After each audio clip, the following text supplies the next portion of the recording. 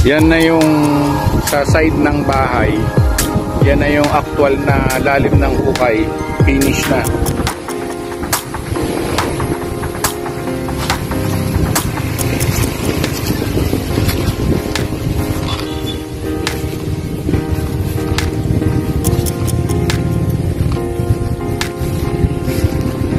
Yan na yung actual.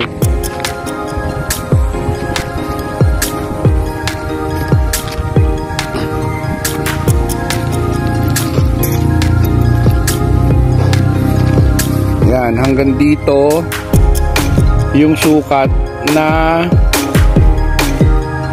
ng bahay. Pero a-adjust pa daw to dito ng konti kasi para dun sa dirty kitchen na nasa plano. Pero ito na yung actual na lalim. Tapos dito tinabas na rin nila to yung kaprasong palay dito. Kasi dun sa kabila na sila nagsisimula maghukay yung end ng bahay. Yung pader ng bahay. Huhukayin na rin yung paglalagyan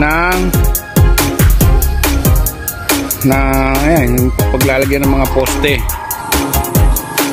Yan, 4 na pamoste na yung nagawa. Ito yung driveway papalikod. Ito yung driveway papalikod. Ayan yung bahay, yung tamse. Kung nakikita mo yung tamse, nasakop ng halos 1 dangkal. Tapos ito yung poste ng bahay.